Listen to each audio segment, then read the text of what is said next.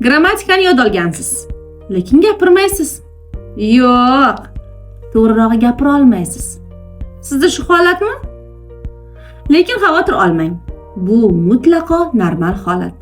Siz shunchaki noto'g'ri texnikadan foydalanyapsiz xolos. Buning sabablari oddiy. Kechki paytlari uyqudan oldingi yarim soat o'qish bu sizni aslo gapirtirmaydi. Aksincha, bu sizga tiniqib uxlash sharoitini yaratib beradi.